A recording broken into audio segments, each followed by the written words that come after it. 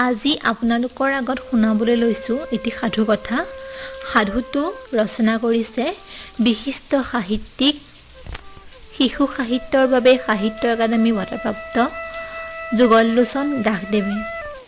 সোণালী মাছৰ সাধু। সাগৰৰ পাৰতে থাকে বুঢ়া বুঢ়ীহাল। সুদীৰ্ঘ 50 বছৰ ধৰি তাত বাস কৰি আছে দুয়ো। পুৱা হ'লে বুঢ়ায়ে জাল লৈ সাগৰত মাছ ধৰিবলৈ যায় আৰু বুঢ়ীয়ে ঘৰতে বহি সূতা কাটি থাকে। এদিন বুঢ়ায়ে জালখন লৈ সাগৰলৈ গ'ল। মাছৰ আশাত বুঢ়ায়ে জাল পেলালে। প্ৰথমে একোৱেই নাহিল। পিছৰ বাৰত আহিল কিছুমান শেলুৱৈ। পুনৰ জাল পেলালে। এইবাৰ জালত লাগি উঠি আহিল এটা সোণালী বৰণৰ মাছ। মাছটো আছিল মায়াবী। সি কাতৰভাৱে ক'লে, মোক নামাৰিবা, এৰি দিয়া। বিনিময়ত তুমি যি বিচাৰিবা তাকেই পাবা। মানুহৰ দৰে মাছটোৱে কথা কোৱাত বুঢ়া আচৰিত হ'ল আৰু মায়াবী বুলি ভাবিয়েই মাছটো এৰি দিলে। বুঢ়াই সেইদিনা খালী হাতেৰে ঘৰলৈ আহি ঘটনাটো বুঢ়ীক ক'লে। বুঢ়াৰ কথা শুনি বুঢ়ীয়ে ভেকাহি মাৰি ক'লে, মূৰ্খ বুঢ়া, তুমি মাছৰ পৰা একো নিবিচাৰাকৈ ঘূৰি আহিলা। এতিয়া আকৌ গৈ মাছক কোৱাগৈ যে আমাৰ পুৰণা কাঠৰ বাকচটো ভাঙি গৈছে, নতুন এটা দিয়া, নহ'লে তোমাক ঘৰলৈ সোমাবলৈ দিয়া নহ'ব। বুঢ়া পুনৰ সাগৰৰ পাৰলৈ আহি সোণালী মাছটোক মাতিলে। হেৰা সোণালী মাছ, মোক এবাৰ দেখা দিয়াহি। বুঢ়াৰ মাতত মাছটো ওলাই আহি ক'লে, তোমাক কি লাগে কোৱা। বুঢ়াই ক'লে, তোমাৰ পৰা কোনো বস্তু নিনিয়া দেখি বুঢ়ীয়ে মোক গালি পাৰি পঠিয়াই দিছে। আমাৰ পুৰণা কাঠৰ বাকচটো ভাগিল, তুমি নতুন এটা দিয়া। মাছে ক'লে, ঘৰলৈ যোৱা, দেখিবা নতুন বাকচ এটা বুঢ়ীয়ে পাইছে। ঘৰলৈ ঘূৰি আহি বুঢ়াই দেখে যে বুঢ়ীৰ কাষতে আছে এটা সুন্দৰ কাঠৰ বাকচ। বুঢ়ীয়ে কিন্তু বুঢ়াক খং কৰি ক'লে, তোমাৰ একো কাম নাই, বাকচটোহে বিচাৰিলা, এটা ঘৰকে নিবিচাৰিলা কিয়? যোৱা ঘৰ এটা বিচৰাগৈ। বুঢ়া পুনৰ মাছৰ ওচৰলৈ আহিল। মাছে ক'লে, এইবাৰ কি হ'ল? বুঢ়ীক এটা ভাল ঘৰ লাগে। হ'ব, এতিয়া ঘৰলৈ যোৱা। মাছৰ কথাত বুঢ়া ঘৰলৈ আহি অবাক হ'ল। য'ত আছিল এটা ভগা পঁজা, তাত এতিয়া এটা সুন্দৰ ঘৰ। ইপিনে বুঢ়াক দেখিলেই বুঢ়ীয়ে পুনৰ ভেকাহি মাৰি ক'লে, তোমাৰ অকণো বুদ্ধি নাই। মাছৰ ওচৰলৈ গৈ কোৱাগৈ মই জমিদাৰনী হ'ব খোজোঁ। বুঢ়ীৰ ভয়ত বুঢ়া পুনৰ আহি মাছৰ আগত বুঢ়ীৰ ইচ্ছাৰ কথা ক'লে। মাছেও লগে লগে উত্তৰ দিলে, হ'ব, বুঢ়ী জমিদাৰনী হৈ যাব, এতিয়া ঘৰলৈ যোৱা। বুঢ়া ঘৰলৈ ঘূৰি আহি বুঢ়ীক চিনিবই নোৱাৰিলে। বুঢ়ী একেবাৰে ৰাণীৰ ৰূপত আছে। দেহত দামী পোছাক, ডিঙি হাত কাণত মূল্যৱান অলংকাৰ, ভৰিত ৰঙীন জোতা। ঘৰখনত ভৰি আছে অনেক লগোৱা লিগিৰি। বুঢ়াই মনতে আনন্দ পাই বুঢ়ীক সুধিলে, এইবাৰ তুমি নিশ্চয় সুখী। বুঢ়ীয়ে বুঢ়াৰ লেতেৰা ৰূপ দেখি নাক কুচাই ক'লে, যোৱা, এতিয়া ঘোঁৰাশালটো পৰিষ্কাৰ কৰাগৈ, বাকী ঘৰৰ সকলো কামো তদাৰক কৰা। বুঢ়াই দুখ মনেৰে বুঢ়ীৰ কাষৰ পৰা আঁতৰি আহিল।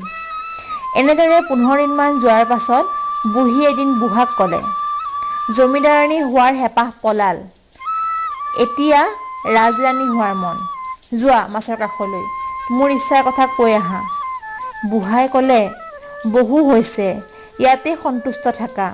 তোমাৰ দৰে বুঢ়ী এজনী ৰাণী হ'লে শোভা নাপাব, মানুহে হাঁহিব, ঠাট্টা কৰিব। বুঢ়াৰ কথা শুনি বুঢ়ী খঙত জ্বলি উঠিল আৰু চকু ৰঙা কৰি ক'লে, বুঢ়া, তোৰ ইমান সাহস, জমিদাৰনীৰ কথাৰ ওপৰত কথা কৈছ? এনে স্পৰ্ধা, মাছৰ ওচৰলৈ যোৱা, নহ'লে প্ৰাণদণ্ড পাবা। বুঢ়াই মনৰ দুখত লাজি অপমানে পুনৰ মাছৰ ওচৰলৈ গ'ল আৰু মাছটোক মাত দিলে। মাছটো ভুতুংকৈ ওলাল আৰু ক'লে, এইবাৰ বুঢ়ীৰ কি হেঁপাহ? বুঢ়াই লাহেকৈ ক'লে, ৰাণী হোৱাৰ মন। মাছে ক'লে, ঘৰলৈ গৈ দেখিবা বুঢ়ী ৰাণী হৈ বহি আছে সিংহাসনত। বুঢ়া ঘৰলৈ আহি অবাক, ঘৰটো একেবাৰে ৰাজপ্ৰসাদ হৈ গ'ল। বুঢ়ী মহাৰাণী হৈ সিংহাসনত বহি কাৰোবাৰ কিবা আদেশ দি আছে। ৰাণীৰ চাৰিওফালে আছে মন্ত্ৰী, সেনাপতি, কটুৱাল, দাস-দাসী। ৰাণীৰ কাষলৈ যাবলৈ ভয় লগা হ'ল বুঢ়াৰ। তথাপি মনৰ সাহস গোটাই আগুৱাই গ'ল। এইবাৰ লাহেকৈ মূৰ তল কৰি ক'লে, এইবাৰ তুমি সঁচাকৈ সুখী নহয়নে? সন্মুখত জালোৱা লেতেৰা বুঢ়া দেখি বুঢ়ীৰ খং উঠি গ'ল আৰু প্ৰহৰীৰ হতুৱাই বুঢ়াক ৰাজসভাৰ পৰা উলিয়াই পঠিয়ালে। এনেদৰে ভালেমান দিন গ'ল। হঠাৎ বুঢ়ীয়ে বুঢ়াক বিচাৰি অনাৰ নিৰ্দেশ দিলে। সৈন্যবোৰে চাৰিওফালে বুঢ়াক বিচাৰি চলাথ কৰি এদিন গাঁওখনত বিচাৰি পালে। ভালদৰে খাবলৈ নেপাই বুঢ়াৰ অৱস্থা কাহিল হৈ পৰিছিল। সৈন্যই বুঢ়াক ধৰি আনি বুঢ়ীৰ সন্মুখত হাজিৰ কৰালে। বুঢ়াক দেখি বুঢ়ীয়ে ক'লে, যোৱা মাছৰ ওচৰলৈ, মই সাগৰৰ ৰাণী হ'ম আৰু সোণালী মাছটো হ'ব মোৰ আজ্ঞাবহ গোলাম। বুঢ়ীৰ আদেশত বুঢ়া সাগৰৰ পাৰলৈ আহি সোণালী মাছক মাতিলে। বুঢ়াৰ মাতটো শুনি মাছটো আহিল আৰু ক'লে, এইবাৰ বুঢ়ীৰ কি ইচ্ছা কোৱা? বুঢ়াই হাতজোৰ কৰি ক'লে, বুঢ়ী সাগৰৰ ৰাণী হ'বলৈ বিচাৰে আৰু লগতে তুমি হ'বা তেওঁৰ ভৃত্য। মাছে এইবাৰ ক্ষন্তেক চিন্তা কৰি লাহেকৈ ক'লে, বাৰু তুমি এতিয়া ঘৰলৈ ঘূৰি গৈ চোৱাগৈচোন। কথাষাৰ কৈয়ে সোণালী মাছটো সাগৰৰ পানীত সোমাই অদৃশ্য হৈ পৰিল। বুঢ়া ঘৰমুৱা হ'ল। এইবাৰ কিন্তু বুঢ়া সঁচাই আচৰিত হ'ল। নিজৰ ওপৰতে বিশ্বাস নহ'ল। চকু দুটা মোহাৰি চালে, হয়, সকলো ঠিকেই দেখিছে।